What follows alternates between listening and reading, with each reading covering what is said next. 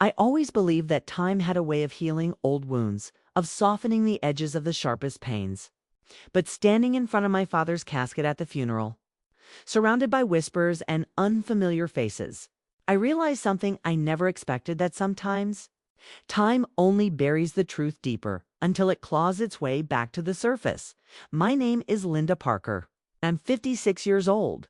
I came back to my hometown after decades away, not because I wanted to, but because my father had died. We were never especially close after my parents' divorce, though he tried in his own way. He sent me money every month, enough to help me get by when I was younger, and he never forgot my birthday. Every year, without fail, he would show up for one day carrying a small gift, looking at me with eyes that seemed both proud and guilty at the same time. But he wasn't there when I graduated. He wasn't there when I got married. He wasn't there when I had my children. And when my grandparents, the people who actually raised me, passed away, he wasn't there either. I thought I had made my peace with that long ago. My father was a complicated man, and my mother, well, she had remarried quickly after their divorce, and her new life didn't have much space for me. My grandparents gave me the love and stability I needed, and I told myself that was enough. But now, in the church filled with mourners who seemed to know my father better than I ever did, I felt like a stranger. The service was quiet, respectful, but I couldn't shake the sound of the hushed voices behind me. They weren't whispers of grief. They were whispers of scandal. "She's the daughter," one woman muttered, just loud enough for me to hear. "I thought he didn't have children," another replied. My stomach twisted. I turned slightly, catching the eyes of two women in their 60s, dressed in black pearls at their necks. They quickly looked away, but not before I caught the smirk tugging at one of their lips. It felt like everyone in that church knew something I didn't. And when I saw the way people glanced at me, curious, suspicious, even pitying, I realized the truth was hovering just beyond my reach. After the service, I stepped outside for air. The small town looked exactly as I remembered it from childhood: the red brick buildings, the faded signs on the shops, the familiar smell of pine drifting from the nearby woods. But I was no longer the girl who had left this place. I was a woman who had lived a full life elsewhere, with a husband I loved and children who had grown up and left the nest. Yet here I was, back in the place where everything began, feeling like an outsider at my own father's funeral. A man in his 70s approached me outside the church. He was tall, with silver hair slicked back neatly, his black suit tailored just so. His eyes, sharp and gray, studied me with a mix of recognition and hesitation. "You must be Linda," he said finally, his voice smooth but tinged with something I couldn't quite place. "Yes," I replied cautiously. "And you are?" "An old friend of your father's. Name's George." He paused, glancing back at the church before lowering his voice. "You probably don't know the half of who your father really was." The way he said it made my heart skip. "What do you mean by that?" I asked. He smiled thinly, the kind of smile that hides more than it reveals. "Not here. Too many ears. But if you want to understand the man you just buried, come by the diner on Main Street tomorrow morning. 9 o'clock. Before I could ask more, he walked away, disappearing into the cluster of mourners. That night, I lay awake in the small inn where I was staying. My mind kept circling back to George's words. "You probably don't know the half of who your father really was." I thought about my childhood, the pieces of him I did know. His rough hands when he held mine on my birthdays. The sadness in his eyes as he watched me blow out candles. The envelopes of money that arrived like clockwork. Was that all there was? Or had my grandparents and maybe even my mother shielded me from something bigger? Sleep came in fragments, restless and thin. And when dawn broke, painting the sky in streaks of orange and pink, I knew I couldn't ignore the invitation. The diner was almost empty when I arrived. The scent of coffee and bacon lingered in the air, and an old jukebox hummed faintly in the corner. George was already there, seated in a booth, a cup of coffee steaming in front of him. He gestured for me to sit. "I suppose you want answers," he said.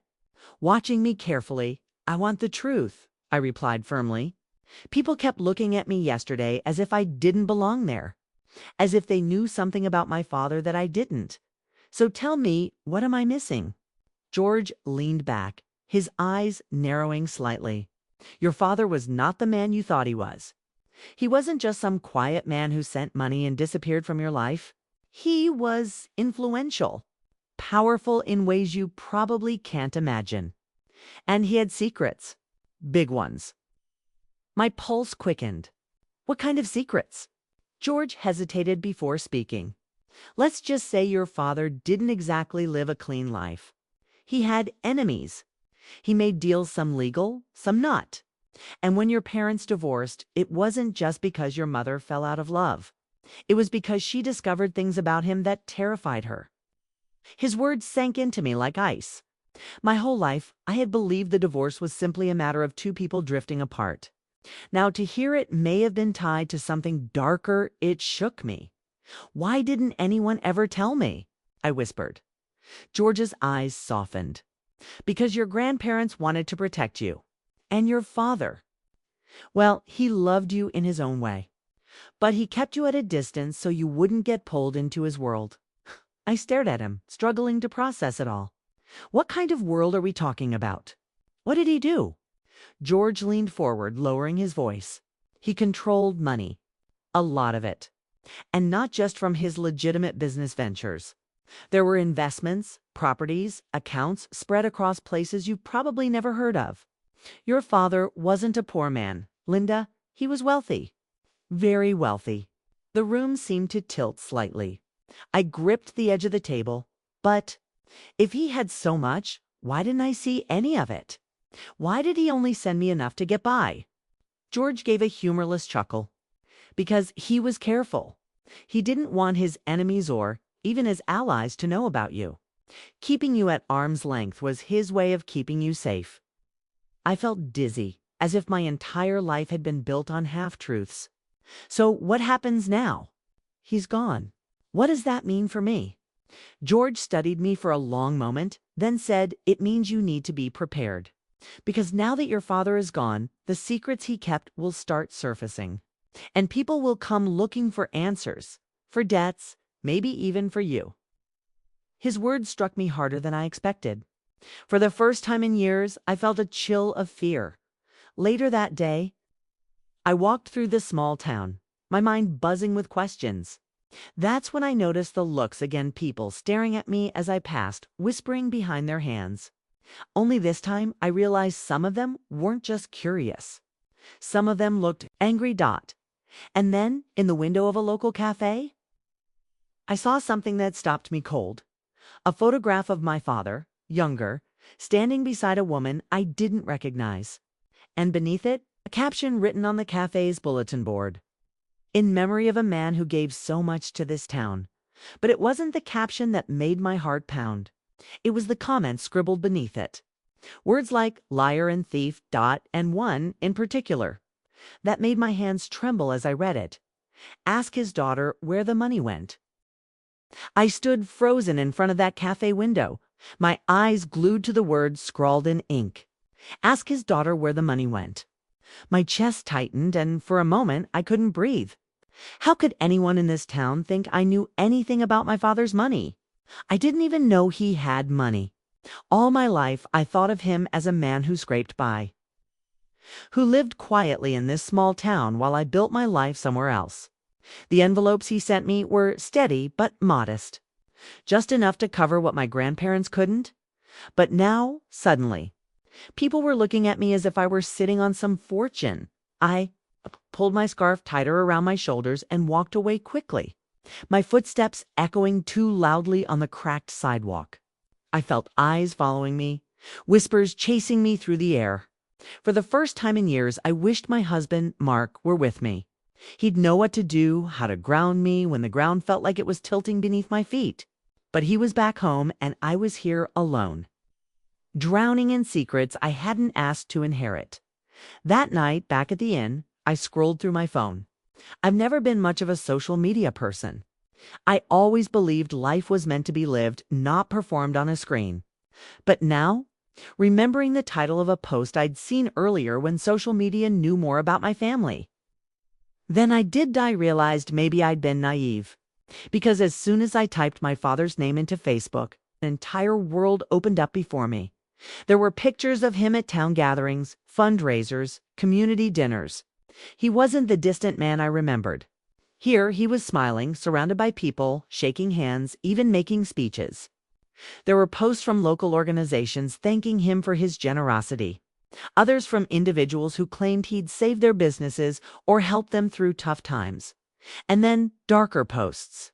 Ones accusing him of being corrupt, of having blood money, destroying families while building his own fortune. Scrolling, I felt my stomach knot tighter and tighter. I clicked on a page run by a man named Douglas Hayes, who seemed particularly determined to drag my father's name through the mud. Post after post detailed supposed shady business dealings, land disputes, and lawsuits that had mysteriously disappeared. And then one photo stopped me cold. It was my father. Younger, his arm draped around a woman I didn't recognize. She was beautiful, with long dark hair and eyes that seemed to look right through the camera. The caption read, "The real family he cared about." I nearly dropped the phone. The real family. The questions began racing faster than I could catch them. Who was this woman? Was she a mistress? A wife? Did he have other children? The next morning, I met George at the diner again.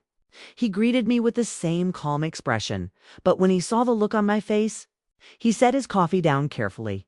"You've been digging," Kay said. I slid my phone across the table, the photo glowing on the screen. "Who is she?" George looked at the image for a long moment before sighing. "Her name was Isabel. And yes, she was important to your father. More than important. They were together for years." The words sliced through me. Years. And no one thought to tell me. George shook his head slowly. "Your father kept his lives separate. You were part of one life. Isabel part of another. He thought he was protecting you both in his own twisted way." I stared at him, my heart thudding. "So, what are you saying? That he had another family?" George's silence was all the answer I needed. The betrayal stung in ways I couldn't even put into words. It wasn't just that he'd had another life, which was that he'd chosen to share himself with them while giving me scraps. One birthday visit a year, a few envelopes of money. No graduation, no wedding, no holding my babies in his arms. And yet this other woman, this other family had his love, his presence. Why am I only finding this out now? I whispered. George leaned in. "Because now, with him gone, all the walls he built are crumbling. People are talking. And you need to be prepared, Linda. You're his only legal heir. That means everything he left, every property, every account, every secret comes to you. And not everyone is going to like that." The words sent a chill down my spine. "I didn't ask for any of this," I said. George's eyes softened, but his voice stayed firm. "Doesn't matter. You inherited it anyway. The question is, what are you going to do with it?" I didn't have an answer. Not then. Later that day, I walked to the lawyer's office where I'd been told the reading of the will would take place. The office was small, lined with bookshelves filled with dusty legal texts. The lawyer, a thin man named Mr. Whitmore, greeted me with a stiff nod. "Double quotes, Mrs. Parker," he said, motioning for me to sit. "I'll get right to it. Your father left everything to you. All of it." I blinked. All of it. Yes. His estate, his accounts, his properties, his investments, everything. The words echoed in my ears, surreal and heavy. "But I didn't even know he had that much." Mr. Whitmore adjusted his glasses. "Your father was discreet. But I can assure you, Mrs. Parker, he left behind a substantial estate. However, I should warn you there may be challenges. There are individuals who believe they have a claim. We've already received preliminary inquiries." I clenched my hands together, fighting the rising wave of anxiety. "Individuals like who?" The lawyer hesitated before replying. "There are rumors of another family. But legally, you are the sole heir." All right. The words should have comforted me. But they didn't. Instead, they left me feeling hollow. I walked out of that office with a folder full of documents that meant little to me in the moment. Because the real weight wasn't in the paper, was in the truth that I'd just uncovered. My father hadn't just been absent. He'd been living a double life. That night, I sat in the small inn-room again, staring at the ceiling. Memories of my childhood flickered in my mind, colliding with the new images of Isabel and the whispers about a real family. I thought about my mother, remarried and distant, who never spoke much of my father after their divorce. I thought about my grandparents, who had loved me fiercely but had clearly kept secrets. And I thought about my father, this man I barely knew, yet who had shaped my life in ways I was only beginning to understand. Tears welled in my eyes. "Why didn't you tell me?" I whispered into the dark. "Why didn't you let me in?" There was no answer, of course, only silence. But the silence didn't last long, because the next morning when I went down to the inn's breakfast area, a woman was waiting for me. She was in her early 40s, with striking dark hair and sharp eyes that seemed to pierce straight through me. "Linda Parker?" she asked. "Yes," I replied cautiously. She gave a cold smile. "I'm Alina, Isabel's daughter, which means I'm your half-sister." My knees nearly buckled. Half-sister. The room swam, and for a moment I couldn't breathe. The life I thought I knew was unraveling faster than I could hold it together. For a moment, all I could do was stare at her, Alina, my half-sister. The word felt strange, like trying on a shoe that didn't fit. Her smile wasn't warm. It was sharp, deliberate, the kind of smile that tells you it isn't born from joy, but from control. She extended her hand, but there was no kindness in the gesture. I shook it hesitantly, my own palm clammy with nerves. "I've been waiting to meet you," she said smoothly, her voice steady, as if this was a meeting she had prepared for her whole life. I swallowed hard. "I didn't know you existed until yesterday." Her eyes flickered, a glint of satisfaction dancing there. "That doesn't surprise me. My mother and we were kept in the shadows. Meanwhile, you got the official title. The daughter, the one who got his name, his protection." Her words struck me like blows. "Protection," I repeated. "I barely saw him. A handful of visits, some envelopes in the mail."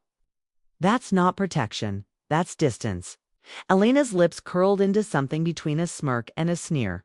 "Distance, maybe, but he gave you legitimacy. You know what it's like to grow up being whispered about? To hear people call your mother the mistress, to watch her fight for every scrap of respect she could get." I blinked at her, my heart pounding. Part of me wanted to argue, to defend myself, to scream that I hadn't asked for any of this. But another part of me understood, because I knew what it felt like to grow up on the edges, to feel like your family was a secret no one wanted to claim. Still, I had questions burning inside me. "Why are you here, Alina?" I asked finally. Her smile faded, replaced by something harder. "Because everything he had should belong to me too. To my mother. We've sacrificed just as much as you, maybe more. And I'm not going to stand by while you walk away with everything." The words hit me like cold water. "I didn't ask for any of this inheritance," I said, my voice shaking. "Do you think I wanted to come back here and dig up secrets I never even knew existed? I came here to bury my father, not to fight over his money." But Alina only shook her head slowly, like she was already 2 steps ahead of me. "It doesn't matter what you want. This isn't about you. It's about justice. My mother gave her life to him. And now, it's my turn to make sure she gets what she deserves." With that, she stood, smoothed the front of her blazer, and walked out of the inn without another word. I sat frozen in my chair long after she left. My breakfast untouched, my hands trembling. Half-sister, rival, enemy, I didn't know. But I knew this Alina wasn't going to disappear quietly. The rest of the day passed in a blur. I tried to distract myself, walking the familiar streets of the town where I'd spent fragments of my childhood. Every corner seemed haunted by whispers of my father's life.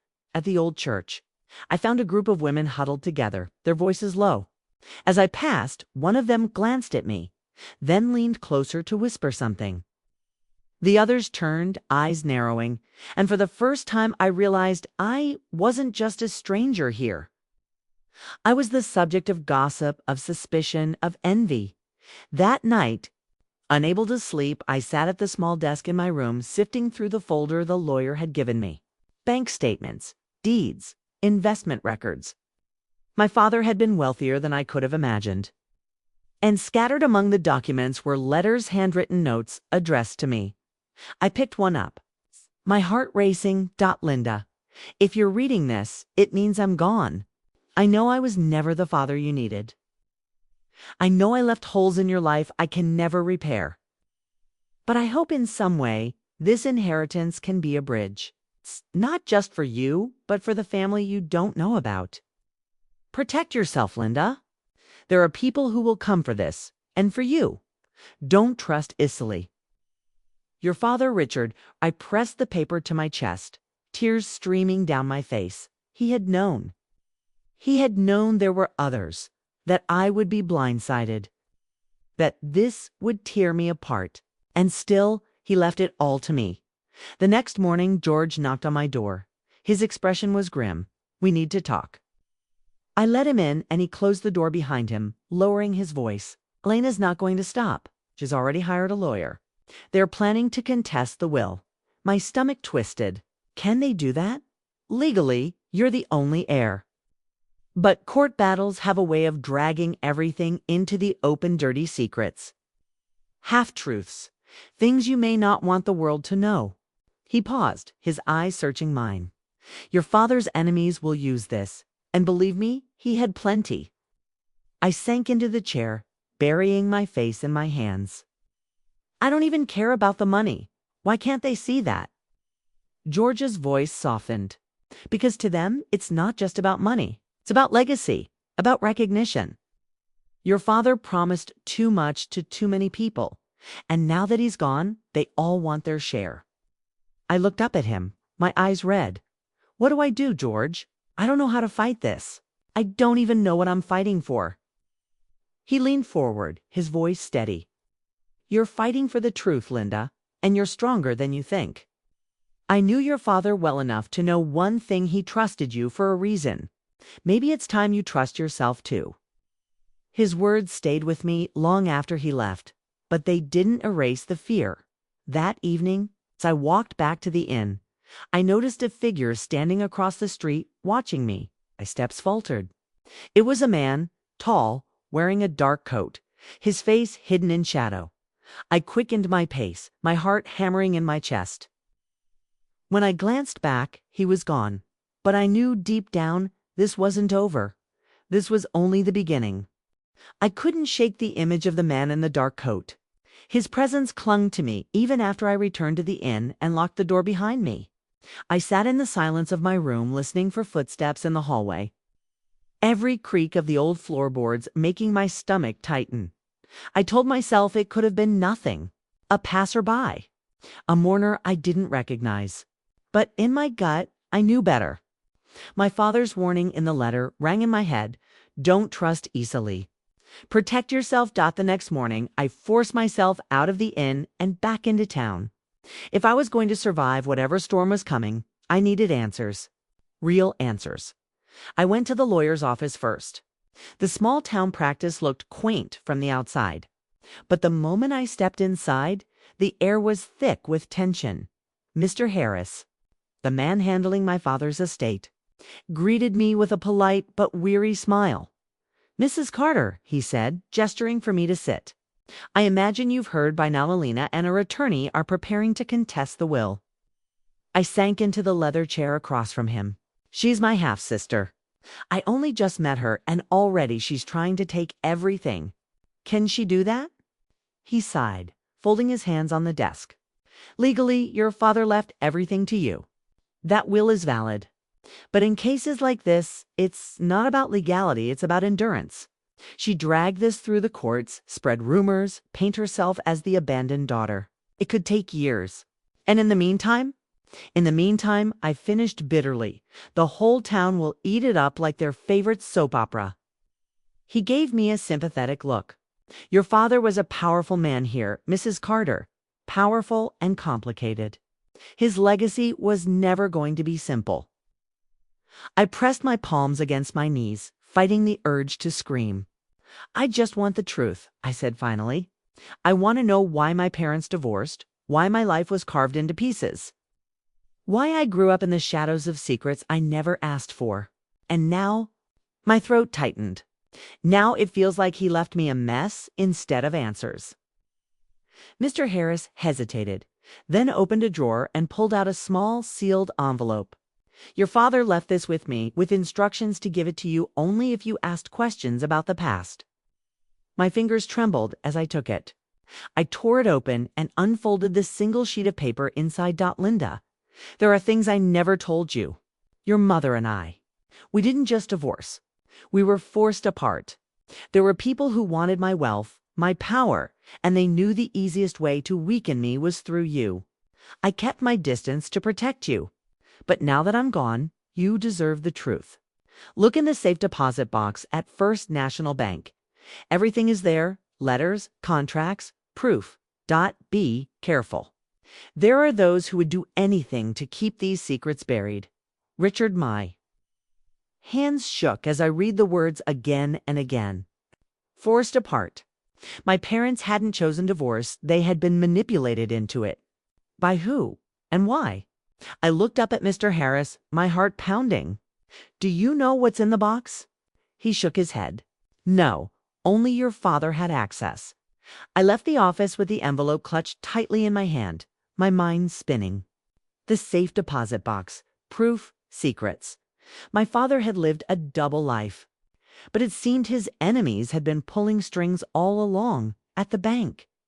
The clerk led me into a small, cold room with beige walls and a humming fluorescent light. She placed the metal box in front of me and left me alone. I opened it slowly, my breath catching as I lifted the lid. Inside were stacks of papers, legal documents, letters, photographs. I pulled out the first letter, yellowed with age. It was from my father to my mother, Margaret. "I don't want this divorce. But they've made it clear if I don't walk away from you and Linda, they'll destroy everything. I can't put you both in danger. This is the only way I know to keep you safe." Forgive me, my chest ached as I read it. My parents hadn't split because they fell out of love. They had been blackmailed, manipulated. I dug deeper into the box and found contracts, some signed under duress, others with unfamiliar names. And then a set of photographs, grainy, black and white, showing my father with men I didn't recognize. One of them, though, looked familiar. I froze. It was Elena's mother, standing beside my father, her hand on his arm, smiling as though she belonged there. The pieces clicked into place. My parents' marriage hadn't ended because of an affair. It had ended because someone had orchestrated it. Someone who wanted my father tied to another woman. Someone who stood to gain from the chaos. I shoved the papers back into the box, my pulse racing. Whoever these people were, they weren't just ghosts of the past. They were still here, still watching. As I stepped out of the bank, the cold air slapped me across the face. I pulled my coat tighter, but it wasn't the chill that made me shiver. It was the feeling that eyes were on me again. I glanced across the street. The man in the dark coat stood there, motionless, his gaze fixed on me. This time, he didn't vanish when I looked. He simply raised a hand, almost like a warning. Before turning and walking away, my knees felt weak, but a strange fire ignited in my chest. Whoever he was, whatever he wanted, wasn't going to keep running. My father had hidden the truth his entire life. But IWOULDN, single quotes too. I would find out what really happened to my family, even if it destroyed me. The image of that man's raised hand haunted me all night. Was it a warning? A threat? Or was he trying to tell me something I didn't yet understand? Sleep was impossible. I tossed and turned until dawn painted the room with pale gold light. By morning, I made up my mind. I couldn't let fear consume me. If my father had spent his life protecting me from the truth, then I owed it to a man, to myself, to face it now. I spread the documents from the safe deposit box across the small desk in my room at the inn. Names, signatures, photographs. They told a story of deals made in shadows, of betrayals layered so deep they poisoned everything. The most damning pieces were the letters. One stood out. "Richard, the divorce papers will be ready next week. Don't resist this, or you'll lose everything. We've already positioned Margaret in a corner. She'll have no choice but to accept. If you cooperate, we'll ensure Linda is provided for. You don't want her dragged into this mess, do you?" There's no signature, only initials. J. H. My stomach clenched. Who was J.H.? Why had he controlled my parents' fate so ruthlessly? I knew who might know the townsfolk. Small towns thrive on whispers, and if anyone had connected the dots over the years, it would be them. That afternoon, I returned to the churchyard where mourners still lingered near my father's grave. This time I approached Mrs. Holloway, the woman who had spoken in hushed tones during the funeral. She was in her 70s, her white hair pinned neatly, her eyes sharp despite her age. "Mrs. Holloway," I began softly, "I'm Richard's daughter." Linda, her eyes flickered with recognition. "So, it's true. You've come back." I nodded. I want to understand. About my parents. About why everything happened the way it did." She hesitated, glancing around as though afraid of being overheard. Finally, she leaned closer. "Your father was a good man, Linda, but he made enemies, powerful ones. After your mother left, people said it was because she couldn't handle his affairs. But that wasn't the whole truth." "What do you mean?" I pressed. "There were men in town," she whispered, "bizmen with money, connections. They wanted control of your father's land and businesses. They knew his weakness, his family. Kay, they forced his hand. Your mother, she didn't just leave. She was pushed away." My chest tightened. The confirmation of what I had read in the letters felt like both validation and heartbreak. "Do you know the name J.H.?" I asked quickly. Mrs. Holloway's expression shifted. She stepped back, her eyes darting nervously. "I've already said too much." She turned, clutching her purse, and hurried away before I could stop her. Her reaction only fueled my determination. Whoever J.H. was, he was still feared, even decades later. That night, back at the inn, I sat by the window, staring out into the dark streets. I couldn't shake the unease that pressed against my ribs. And then, just past midnight, I saw a movement. A shadow crossed the street. The man in the dark coat again. This time, he didn't just watch. He slipped an envelope under the inn's front door before disappearing into the night. Heart pounding, I rushed downstairs. The envelope was unmarked. I tore it open and pulled out a single sheet of paper. "Stop digging, Linda. Some graves are meant to stay closed. No signature. No initials.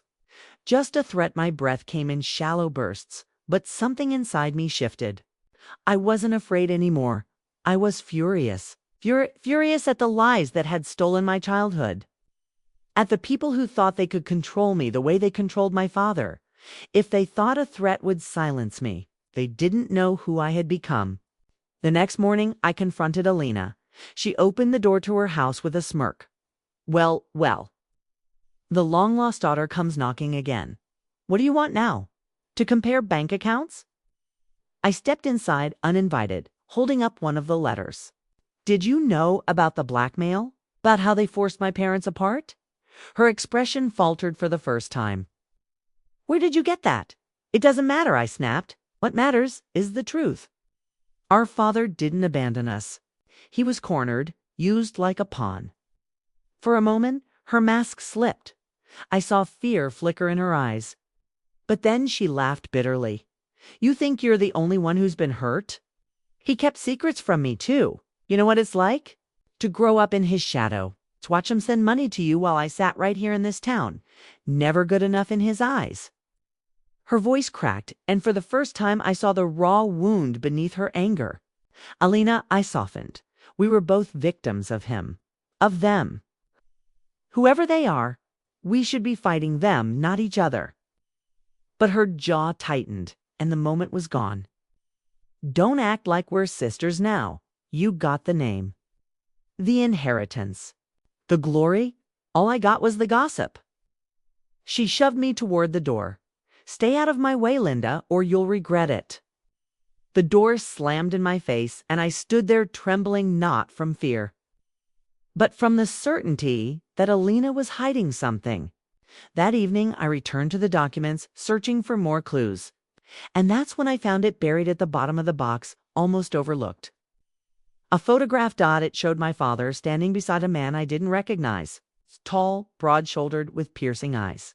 On the back, scrawled in my father's handwriting, were the initials. J.H. gasped. It wasn't just any man. It was Judge Harold Jennings. A name still whispered with respect and fear in this town.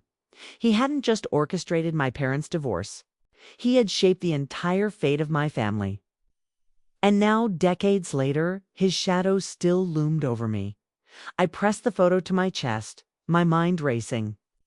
If Judge Jennings was still alive, I needed to confront him. To rip the truth out of the past once and for all. But in my gut, I knew this wasn't just about the past anymore. It was about survival, because if Jennings was still pulling strings, then my life was very much in danger, and I wasn't sure who I could trust. The photograph of Judge Harold Jennings weighed heavily in my hand. His face stared back at me, frozen in time. Yet I could almost feel his power pressing against me. My father's scrawl of initials confirmed what the letters had already hinted. He was the shadow pulling the strings? But was he still alive? The thought churned in my mind as I sat in the inn's dining hall the next morning, sipping coffee that had long gone cold. I asked the innkeeper casually if Judge Jennings was still around town. She froze for just a second too long before answering. "He's retired," she said finally, her tone clipped. "Lives out on the Jennings estate, past the river." My pulse quickened. Still alive? Still here? I thanked her, forcing a smile. But her eyes told me everything. People didn't just avoid the judge, they feared him. I debated all morning whether to go. A sane woman might have let it go, walked away, and taken her inheritance without stirring the hornet's nest. But I had lived too many years in silence, too many years not knowing. The truth had taken root in me, and now it demanded to be unearthed by early afternoon. I was driving along the narrow, winding road that led out of town, the trees closing in on either side. The estate appeared like something out of another world. Iron gates, tall hedges, a sprawling stone house that looked more like a fortress than a home. My hands trembled as I pressed the buzzer. A crackle of static, then a gravelly voice. "Who is it?" I swallowed hard. "My name is Linda Carter. I'm Richard's daughter." Silence. For a moment, I thought he wouldn't respond. Then the gates creaked open, slow and deliberate. Like a beast waking from slumber, inside. The house smelled of old wood and power. A servant led me down a long hallway to a study lined with bookshelves. And there he was, Judge Harold Jennings. Older now, his hair white, his frame thinner, but his eyes were as sharp and calculating as they must have been decades ago. "So," he said, his voice smooth but laced with mockery, "the prodigal daughter returns." I straightened my back. "You knew my father." "Knew him. I owned him." He chuckled, sipping from a crystal glass. "Richard was a decent man." To Disa. He thought love and loyalty could protect him. But this town doesn't run on decency, my dear. It runs on leverage. My stomach twisted. "You destroyed my parents' marriage." "I preserved my influence," he corrected coldly. "Your father had something I want to land. Contracts, connections. And he refused to play by my rules. So I forced him to, his wife. Well, she was more pliable." My fists clenched. "You blackmailed them. You tore apart a family." He leaned forward, his gaze piercing. "And yet here you are, standing in front of me, a wealthy woman because of it. Do you think you'd be sitting on that inheritance if your father hadn't bent to my will? Don't pretend you're not a beneficiary of the very corruption you condemn." The audacity of his words burned through me. "You ruined lives.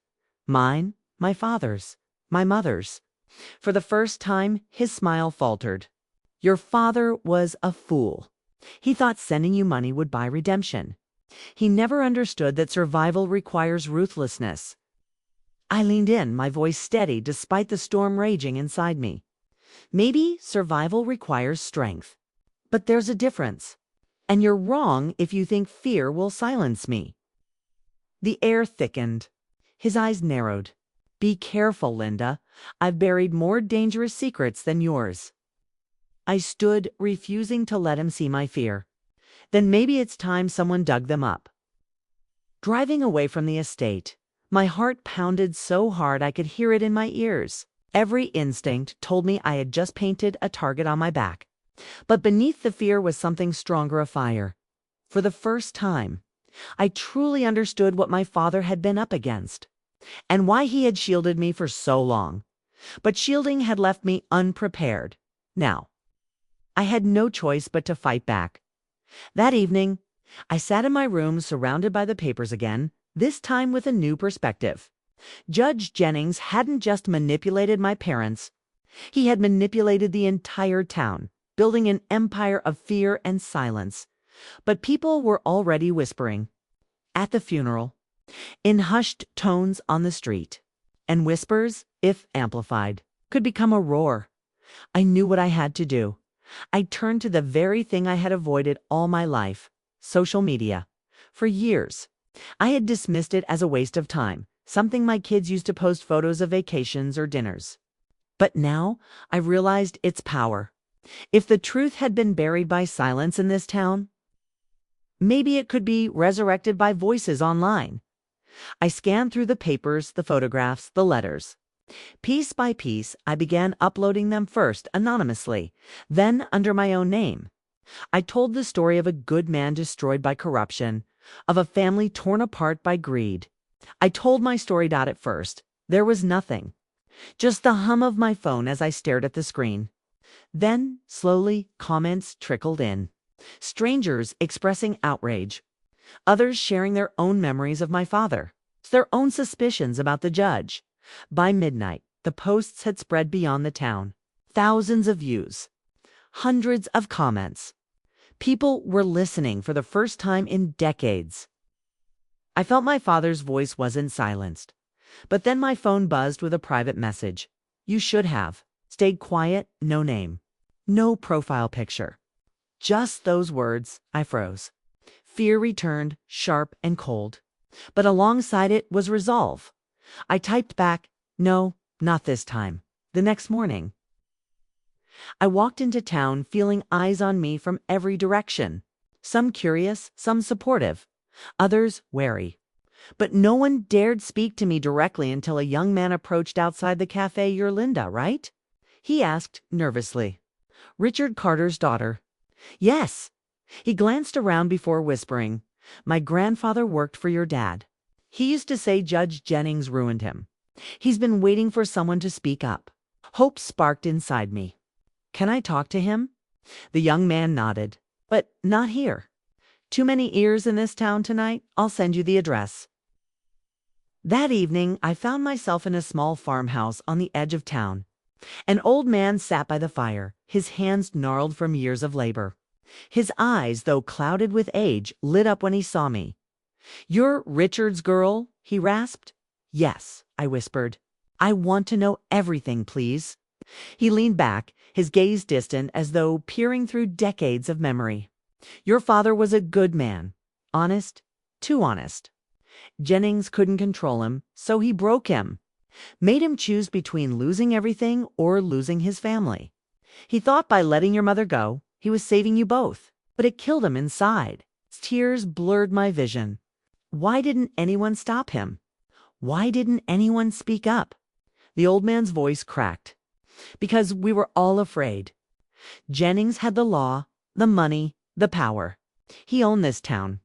But you, he leaned forward, gripping my hand with surprising strength. You're not afraid, are you? I squeezed his hand back, my voice trembling but certain. Not anymore. When I left that farmhouse, the night air felt different, like the weight of silence was beginning to lift. I wasn't alone anymore. But the war was only beginning, and as much as I feared what Jennings might do next, a deeper fear took hold in me that Alina might already be working with him, because if she was, Then the betrayal I thought I had already survived was nothing compared to what was coming. The farmhouse visit had shaken me to my core, but it also gave me courage. For the first time, I felt like I wasn't just chasing ghosts. The truth was real, and it had at least people who had been too afraid for too long. But fear still stalked me that night. Back at the inn, I barely slept. Every creak of the old wooden floorboards made me sit upright. My phone glowed on the nightstand, and though I tried to ignore it, I kept checking for messages. Another threat. Another anonymous warning. Instead, there was a message from Elena. I heard you've been asking questions. We need to talk tomorrow, my house. For a long while, I stared at those words. My heart thumped hard. She had been distant ever since the funeral, cold even, as though she was hiding something. Now she wanted to talk. Part of me wanted to ignore her. But another part, the part that had learned my father's entire life was built on secrets, knew I couldn't.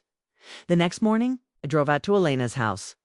It was a neat little place with a white porch, tidy flower beds, and curtains that looked like they'd been chosen by someone who cared about appearances more than warmth. She opened the door before I knocked. "Linda," she said flatly, "come in." Inside, the air was thick with the scent of polished wood and stale perfume. She gestured to the couch, but she didn't sit. Instead, she stood by the window, arms crossed, watching me. "You're stirring things up," she said finally. "I'm uncovering the truth," I replied. "About my father. About what happened to this family." Her eyes narrowed. "And what good will that do? He's gone, Linda. Let the past stay buried." Anger bubbled up in me. That's exactly what Judge Jennings wants. For everyone to stay silent. To pretend none of it happened. At the mention of Jennings, her expression flickered. A shadow passed over her face. That was when I knew. "You've been talking to him, haven't you?" I whispered. She turned slowly, her gaze sharp as glass. "You don't understand. This town. Jennings isn't just a man. He's the system. He always has been. Do you think you can bring him down with a few letters and Facebook posts?" My breath caught. "So you're protecting him." Her voice rose, sharp and desperate. "I'm protecting myself. And you, if you had any sense? He has dirt on everyone, Linda, everyone. If you keep digging, you'll destroy not just him, you'll destroy yourself." I stood, trembling. "I've lived my whole life in the dark because of him. Because of people like you who kept his secrets. I won't stop now." Her face hardened. "Then don't come crying to me when he ruins you." I walked out of her house shaking, my stomach twisted in knots. The betrayal cut deeper than I expected. Alina, my half-sister, the only family I thought I had left, she wasn't just distant. She was compromised. And worse, she was right about one thing. Jennings had dirt on everyone. Which meant I had to be smarter than him. That afternoon, Kai met again with the young man who'd introduced me to his grandfather. He had been watching my posts online and seemed nervous. "You don't get it," he said. "People here. They've seen what happens to those who cross Jennings. He'll smear you, bankrupt you, maybe worse. That's why no one talks." "Then we talk louder," I said firmly. "He can't silence all of us."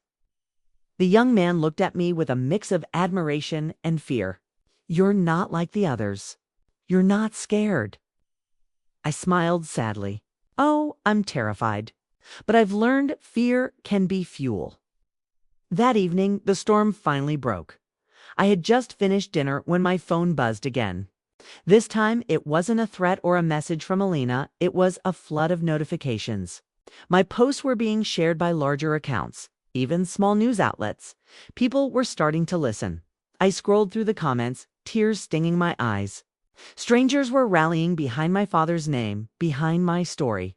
Survivors of corruption in other towns were chiming in, saying they understood, that they believed me.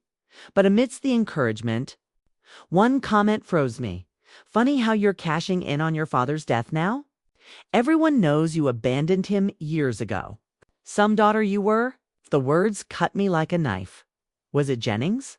Alina? Or just some cruel stranger? It didn't matter. It worked. Doubt rushed in, pulling me under like a riptide. Had I abandoned him? Had I failed him while he was alive, only to wear his pain like a badge now that he was gone? I closed my eyes, my chest tight. But then I remembered his letters, his steady hand writing my name every month, his visits on my birthday, the way he had never stopped providing for me, even when silence was the only way he could love me. No, he hadn't abandoned me, and I wouldn't abandon him now. The next day, I received a call that nearly stopped my heart. It was the old man from the farmhouse. His voice was shaking. "They came," he whispered. "Two men, asking questions, telling me to keep quiet.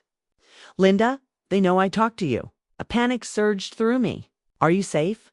Do you need me to call the police?" He chuckled bitterly. "The police.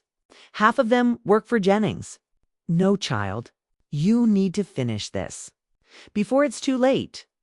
The line went dead. I sat frozen, my phone still pressed to my ear. Too late. The words echoed through me like a death knell. I knew then that this wasn't just about family secrets anymore. It wasn't just about inheritance or even my father's reputation. It was about justice. If Jennings could still silence people, even in his old age, then his grip on this town was stronger than I'd realized. And if Alina was truly working with him, then the betrayal was deeper than blood. That night, I dreamed of my father. He stood in the distance, his face lined with sorrow, his hands reaching out to me. I tried to run to him, but between us rose walls of paper letters, contracts, court documents, all the pieces of his life that had been twisted by Jennings. "Tell them," he whispered. "Tell them everything." I woke with tears on my face and a fire in my chest. The time for whispers was over. If Jennings wanted me silent, then I would be louder. If Alina wanted me to stop, then I would keep going, because this wasn't just about the past anymore. This was about the future, about proving that even after 50, even after a lifetime of silence, a woman could still rise, could still fight, could still win. The morning after that dream, I woke up with a resolve I hadn't felt in years. My body might have been older, slower, but my spirit was on fire. For 55 years, I had lived between shadows of divorce, silence, and distance. No more. I set up my laptop on the little inn desk and started drafting a post that wasn't just about my father anymore. It was about all of it. The corruption, the threats, the silence that had poisoned an entire town. The words poured out of me like a dam breaking. My father wasn't perfect, but he was silenced. His story was buried under fear and manipulation. I may be his only living child, but I will not be silent. Judge Jennings may think his power can outlive him, but truth has a way of finding light. If you've ever been hurt by this man, or others like him, now is the time to speak. I hit post before I could second-guess myself. Then I waited. It didn't take long. My phone buzzed with alerts, faster than I could read them. At first, just strangers responding, some cheering me on, some doubting. But then names I recognized. Names from the town, one after another. People began to comment, to message, to share their own stories. Small things at first and fair rulings, lost custody battles, fines that didn't make sense. But then larger confessions followed. Businesses ruined, land stolen, reputations destroyed. It wasn't just my father. It was dozens of lives. Jennings hadn't just been a man. He had been a machine for the first time. I felt less alone, but I also knew I had painted a target on my back. That night, someone banged on my motel door. I froze, heart racing. "Who is it?" I called, my voice shaking. No answer. Just the sound of footsteps retreating. When I finally opened the door, no one was there. Only a folded note slid under the frame. It read, "Go home, Linda, before you join your father." My knees nearly gave out. I wanted to run, to pack up and drive back to my safe, quiet life. But then I thought of my father's letters, the old man at the farmhouse, even the young people who were finally daring to speak. Fear wouldn't win. Not this time. I tore the note in half and tossed it in the trash the next day. I arranged to meet with a local journalist. Not one of the town's papers, They were too entangled in Jennings' web, but a young woman from an independent online news outlet. We met at a diner just outside of town.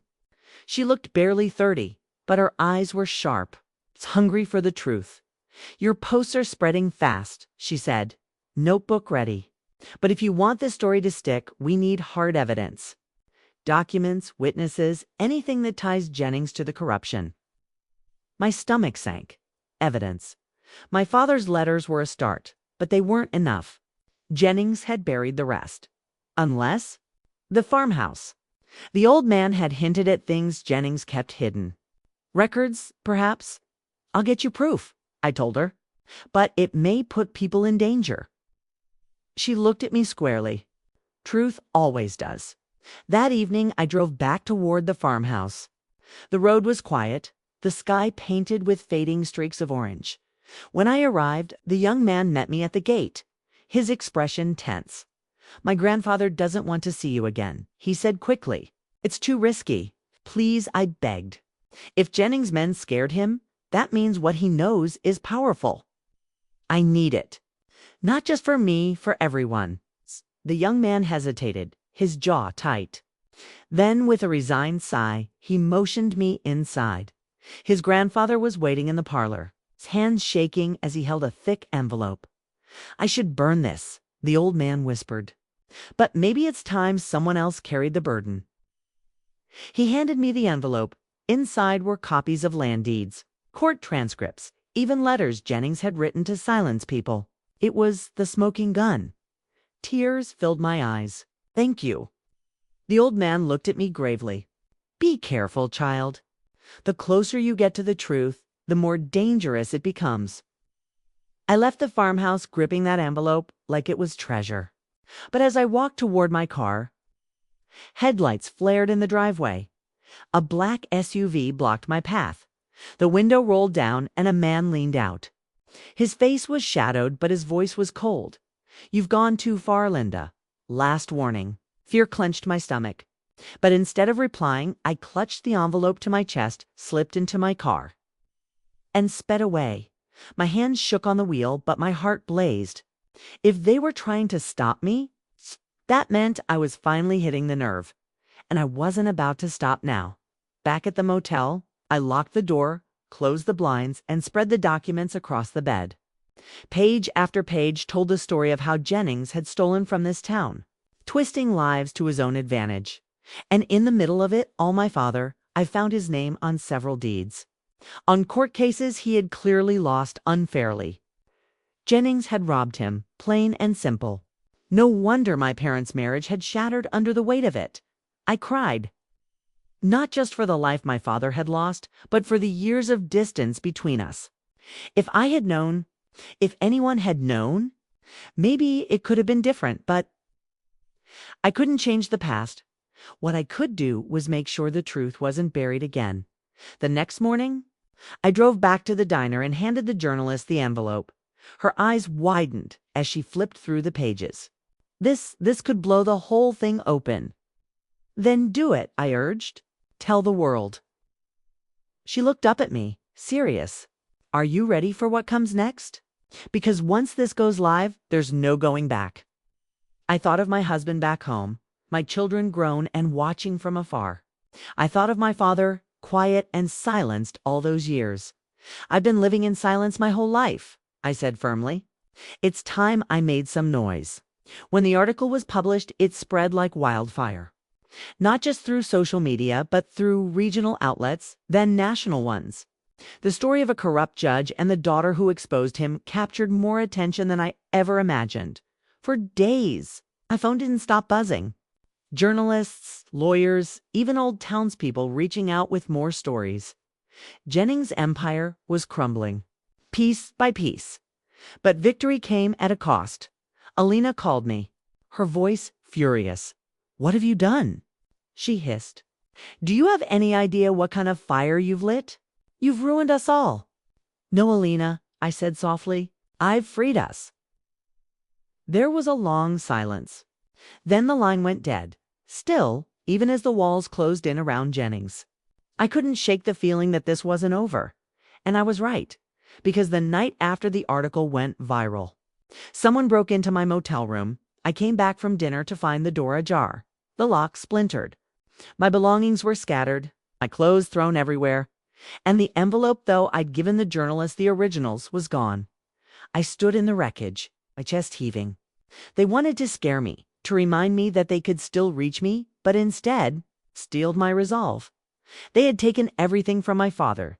They weren't going to take my courage. I didn't sleep that night. Every creak of the motel walls made me jump. Every car that passed outside felt like it was coming for me. By dawn, I had made up my mind. I couldn't keep running or waiting. Jennings, old or not, was still pulling strings from the shadows. If I wanted this to end, I had to face him myself. I packed a small bag, grabbed what was left of my things, and drove straight into the heart of town. Jennings' house wasn't hard to find. Everyone knew it, the sprawling colonial at the end of Main Street. White columns, perfect hedges, a symbol of his control. As I parked across the street, my heart pounded so hard I thought it might crack my ribs. The front door opened, and there he was, Judge Harold Jennings. Older now, his once commanding frame slouched with age. His hair was thin, his step slow, but his eyes cold. Calculating still carried the same power that had haunted this town for decades. Beside him stood Alina. Her arm hooked through his, her gaze sharp as a knife. She saw me instantly. Her lips curled into a bitter smile. "Well," she said, her voice slicing through the morning air, "the prodigal daughter finally arrives." I walked across the street, refusing to let my knees shake. "I'm not here for you, Alina," I said, my voice steady. "I'm here for him." Jennings chuckled, a dry, rasping sound. "You think you're brave, don't you? Parading around with your little blog posts and sob stories. You're nothing, Linda. You always were." The words stung, even though I expected them. I thought of my father, silenced by this man for years, and fire rose in my chest. "You stole his land," I shot back. "You ruined lives, and now the whole world knows it." Jennings' smile faltered just for a second. Then he leaned closer, his voice low and venomous. "The world forgets quickly. Money has a way of washing things clean. Do you really think you can win against me?"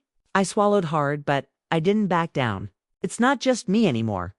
People are talking. The truth is spreading.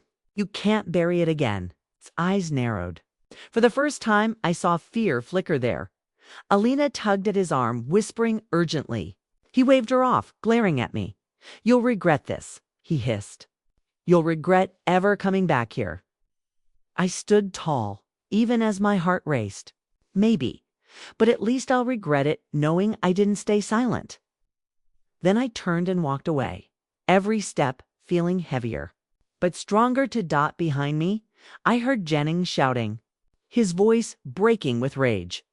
For the first time, the great judge sounded desperate. The confrontation shook me to my core, but it also lit a fire. Jennings was vulnerable, and people could see it. Within days, more former victims came forward. The journalists published follow-ups, each one more damning than the last. The town was buzzing. Social media was flooded. And then finally, the authorities took notice. The state attorney general announced a formal investigation into Jennings' tenure on the bench. It was happening. After decades of silence, justice was finally at the door. But Jennings wasn't finished. One evening, I was walking back to my car when a figure stepped out from the alley. Alina, her eyes burned with fury. Her hands clenched into fists. "You think you've won?" She spat. "You've destroyed everything. My father's name, my family's standing due. You have any idea what you've done?" I faced her squarely. "I didn't destroy anything, Alina. Your father did. I just stopped covering it up." She shook her head, tears brimming in her eyes. "You don't understand. All those years I carried his secrets. I protected him. I've protected us.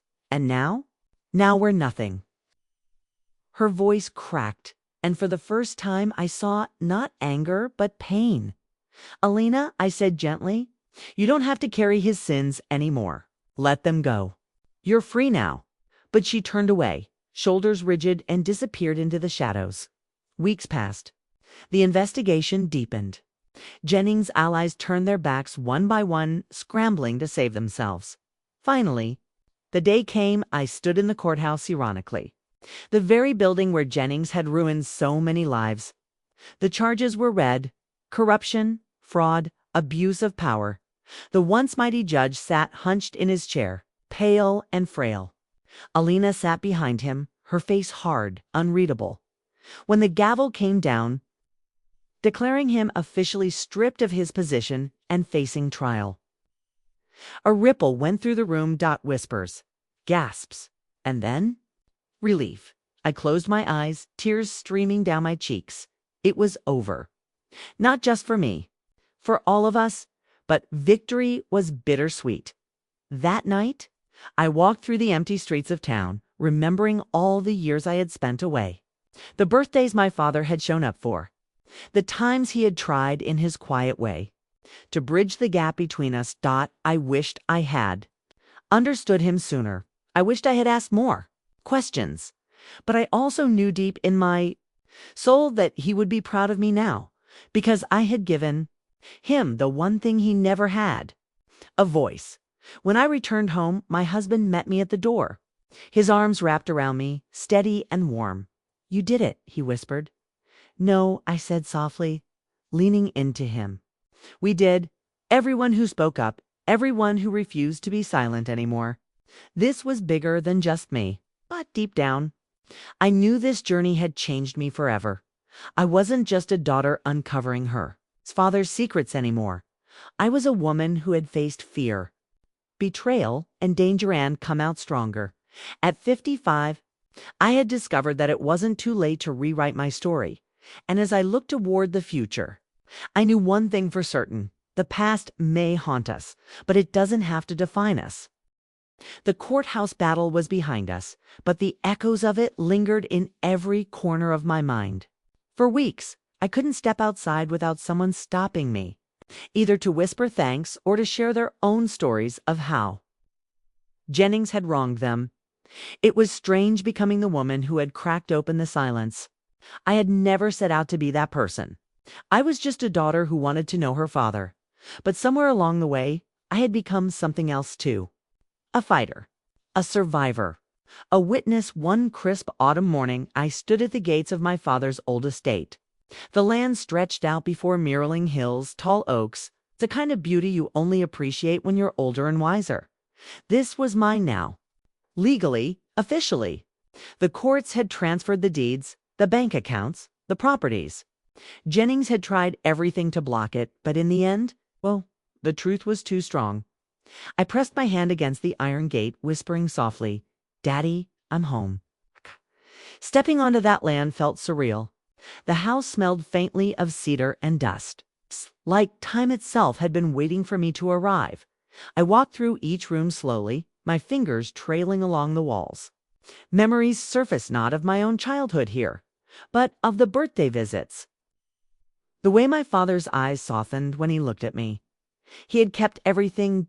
Photos of me as a little girl, tucked into frames on the mantel. Letters I had written him, folded carefully in drawers. Even my wedding announcement, yellowed with age. Pinned to a corkboard in his study, I sank into his old leather chair, tears streaming down my face. For all the distance, for all the silence, he had loved me. In his quiet, flawed, imperfect way, he had never let me go. That night, I lit a fire in the hearth and sat alone in the glow. I thought about everything I had uncovered: the corruption, the betrayal, the danger. But I also thought about what I had gained. Not just the land, not just the inheritance, but a sense of wholeness. For years, I had walked around with pieces of myself missing, not knowing the truth, not daring to ask. Now those pieces were stitched back together. Painfully, imperfectly, but whole nonetheless. As weeks turned into months, I settled into a new rhythm. I renovated the old estate, turning parts of it into a retreat center for women starting over later in life. We held workshops on financial independence, healing from betrayal, building resilience. Women came from all over: widows, divorcees, grandmothers raising their grandchildren. Every time I stood before them, sharing my story, I saw the spark in their eyes, the recognition that if I could survive and rebuild, so could they. That was my real inheritance. Not the money, not the land, the power to turn pain into purpose. Alina never came back to town. Word spread that she had moved to another state, trying to start over under a different name. As for Jennings, he never faced a full trial. His health declined rapidly, and he passed away quietly before sentencing. I didn't attend his funeral, but one evening, standing under the wide sky, I whispered a prayer for his soul. Not for forgiveness, he had never asked for that, but for release. Because carrying hate, even for someone like him, was a burden I no longer wanted. The first anniversary of my father's death arrived with a golden sunrise. I drove to the cemetery with flowers in hand, my husband by my side. We stood at his grave, the earth still fresh, the marker simple but dignified. I laid the flowers down, my voice breaking as I spoke. Daddy, I wish we had more time. I wish I had known you better. But I know now that you loved me. And I promise you your name won't be remembered for silence or secrets anymore. It will be remembered for the truth finally coming out. A gentle breeze brushed my face, and for the first time in years I felt at peace. That night, as I sat on the porch of the estate watching the stars blink awake, I thought about the long road I had traveled. A girl caught between divorced parents. A woman betrayed by silence. A daughter who thought she had lost her father forever, and now a survivor. A truth teller. A woman who had reclaimed not just her inheritance, but her own voice. At 55, I had learned that life doesn't end when the rug is pulled out from under you. Sometimes it's just beginning. To anyone listening to me right now, hear this. Don't let betrayal define you. Don't let silence bury your story. No matter how old you are, no matter how broken you feel, you still have the power to rise, rebuild, and rewrite your ending. Because the wisdom we carry, the scars, the lessons, the love we've given and lost, that is our greatest strength. And if you're watching this, subscribe and let me know where you're watching from. Tell me in the comments if you've ever discovered a truth about your family that changed everything. Remember, you are never too old, too lost, or too broken to find your way back. I know, because I found mine, and this is my true story.